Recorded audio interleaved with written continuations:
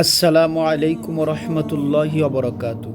সুপ্রিয় দিনী ভাই বোনেরা, অত্যন্ত গুরুত্বপূর্ণ একটি ভিডিও নিয়ে আপনাদের মাঝে হাজির হয়েছি।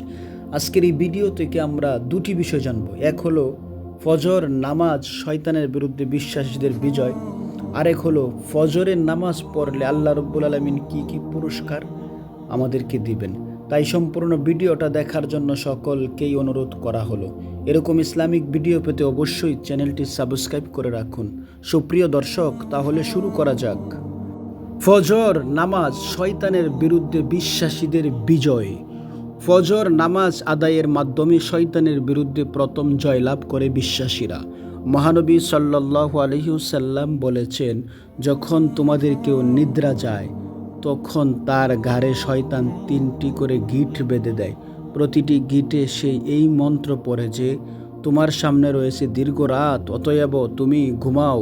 তথাপি যদি সে জেগে আল্লাহর জিকির করে তাহলে একটা গিঁট খুলে, যদি ওযু করে তাহলে আরেকটা খুলে, যদি নামাজ পড়ে তাহলে বাকিটা মানে সবগুলো খুলে যায়।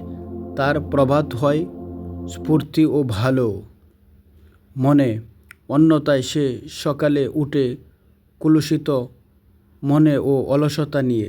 ফজর নামাজের জন্য জেগে ওঠা অনেকের পক্ষে কঠিন হয়ে দাঁড়ায়, তবে মুমিনরা সে কষ্ট জয় করে নেয় এবং মুনাফিকরা হেরে যায়। মহানবী সাল্লাল্লাহু আলাইহি ওয়াসাল্লাম বলেছেন, মুনাফিকদের জন্য ফজর ও এশার নামাজের চেয়ে কষ্টকর আর কিছু নেই। সুপ্রিয় দর্শক, তিনি আরও বলেছেন, মানুষ যদি ফজর ও এশার নামাজের গুরুত্ব বুঝতে পারত তাহলে তারা হামাগুড়ি দিয়ে হলেও উভয় নামাজে উপস্থিত হতো। বুখারী শরীফের হাদিস। তিনি বলেছেন, যে ব্যক্তি ফজর নামাজ আদায় করলো সে আল্লাহর দায়িত্বে চলে গেল। সুবহানাল্লাহ। হযরত আবু জুহাইর উমারা ইবনে রুকাইবা রাদিয়াল্লাহু তাআলা বলেন, আমি মহানবী সাল্লাল্লাহু আলাইহি সাল্লামকে বলতে শুনেছি, যে ব্যক্তি সূর্যোদয় ও সূর্যাস্তের পূর্বে ফজর ও আসরের ওয়াক্ত নামাজ আদায় করবে সে কখনো জাহান্নামে প্রবেশ করবে না। সুবহানাল্লাহ। আল্লাহ ফজরের নামাজকে গুরুত্ব দিয়েছেন। ফজর নামে কোরআনে পূর্ণাঙ্গ একটা সূরা নাজিল করেছেন। আল্লাহ সেখানে শপথ করে বলেন, শপথ উষার, শপথ ফজর। রাসূল সাল্লাল্লাহু আলাইহি সাল্লাম বলেছেন, প্রতি রাতের শেষ তৃতীয়াংশে আমাদের মর্যাদাবান বরকতপূর্ণ রব দুনিয়ার আকাশে নেমে আসেন এবং বলেন যে, আমাকে ডাকবে, আমি তার ডাকে সাড়া দেব। যে আমার কাছে কিছু প্রার্থনা করবে আমি তাকে তা দান করব। যে আমার কাছে ক্ষমা চাইবে আমি তাকে ক্ষমা করে দেব। তারপর তিনি হাত বাড়িয়ে দেন এবং বলেন, কে আছে যে এমন সত্তাকে ঋণ দেবে যিনি অভাবী নন, অত্যাচারীও নন। সকাল পর্যন্ত এ কথা বলতে থাকেন। সুবহানাল্লাহ। সুপ্রিয় দর্শক, এবার আমরা জানবো, আমরা যদি ফজরের নামাজ পড়ি তাহলে মহান আল্লাহ রব্বুল আলামিন আমাদিগকে কি পুরস্কার দিবেন বা আমরা কি লাভবান হব। সুপ্রিয় দর্শক, ফজরের নামাজ পড়লে কয়েকটি উপকারের কথা। ফজরের বিশেষ গুরুত্ব যেমন নামাজের মধ্যে আছে তেমনি সময়ের মধ্যেও। কোরআনে সূরা ফজরের শুরুতে আল্লাহ তাআলা বলেন, শপথ ফজরের। সূরা ফজর আয়াত 1।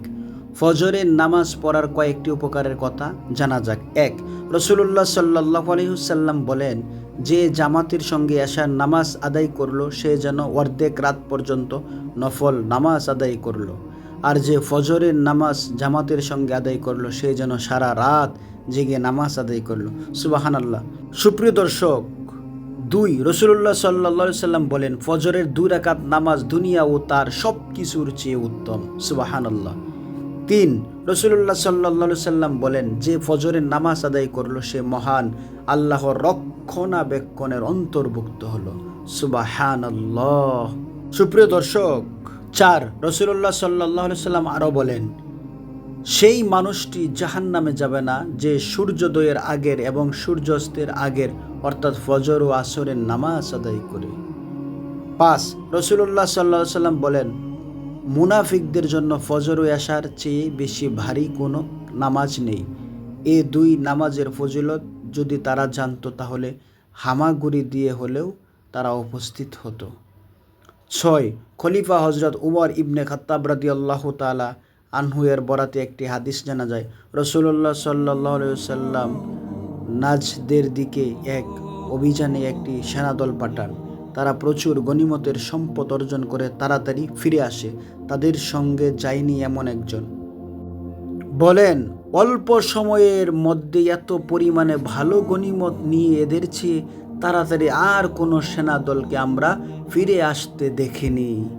সুপ্রিয় দর্শক, তখন রাসূলুল্লাহ সাল্লাল্লাহু আলাইহি ওয়াসাল্লাম বলেন, আমি কি তোমাদেরকে এমন একটি দলের কথা বলবো না যারা এদের চেয়ে তাড়াতাড়ি উত্তম গনিমত নিয়ে ফিরে আসে, যারা ফজরের নামাজে জামাতে হাজির হয়, নামাজ শেষে সূর্যোদয় পর্যন্ত বসে আল্লাহ তাআলার জিকির করতে থাকে, তারাই অল্প সময়ের মধ্যে উত্তম গনিমত সহ প্রত্যাবর্তনকারী। সুবহানাল্লাহ।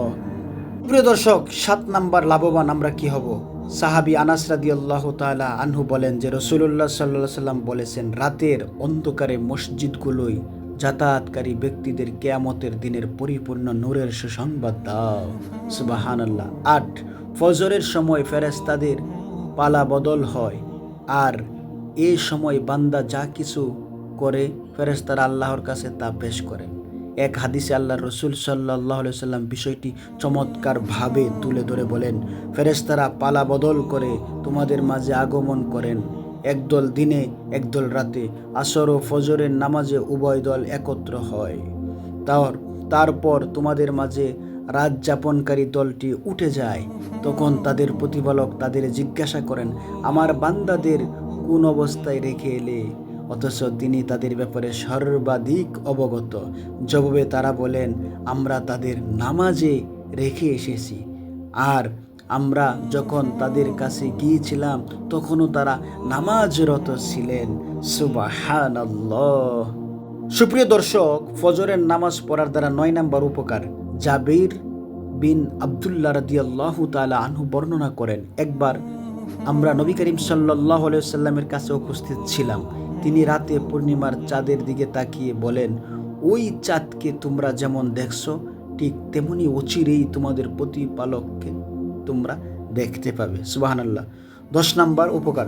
রাসূল সাল্লাল্লাহু আলাইহি ওয়াসাল্লাম বলেন, তোমাদের কেউ যখন ঘুমিয়ে পড়ে তখন শয়তান তার ঘাড়ের পেছনে 3টি গিট দেয়। প্রতি গিটে সে এ বলে চাপড়ায়, তোমার সামনে রয়েছে দীর্ঘ রাত, অতএব তুমি শুয়ে থাকো। তারপর সে যদি জেগে আল্লাহর স্মরণ করে তাহলে একটি গিট খুলে যায়, ওযু করলে আরেকটি গিট খুলে যায়, যেটা আমি ভিডিওর শুরুতেই বলেছি। তারপর নামাজ পড়লে আরও একটি গিট খুলে যায়। তখন তার প্রভাত হয় উৎফুল্ল মনে ও অনাবিল চিত্তে, না হলে সে সকালে উঠে কলুষ কালিমা অলস্য নিয়ে। তাই অবশ্যই আমাদের ফজরের নামাজের প্রতি যত্নবান হতে হবে, গুরুত্ব দিতে হবে, সময়কে মূল্যায়ন করে ফজরের নামাজ আমাদের পড়তে হবে। আল্লাহ রব্বুল আলামিন আমাদিগকে ফজরের নামাজ অনেক অনেক গুরুত্ব এবং যত্ন সহকারে পড়ার তৌফিক দান করুন।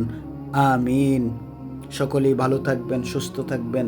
আল্লাহ রব্বুল আলামিন যেন আপনাদের সংসারে, আপনাদের ব্যবসায়, আপনাদের চাকরির মধ্যে বরকত দেয়, আপনাদেরকে হালাল রুজি উপার্জন করার তৌফিক দেয় এবং আপনাদের সকলের অভাব অনটন দূর করে সকলকেই যেন পরিপূর্ণ রিজিক দিয়ে ভরপুর করে দেয়। সর্বোপরি সকলকেই যেন পরিপূর্ণ ঈমানদার হওয়ার তৌফিক দান করে, সেই আশা ব্যক্ত করে এখানেই শেষ করছি। আল্লাহ হাফেজ। আসসালামু আলাইকুম।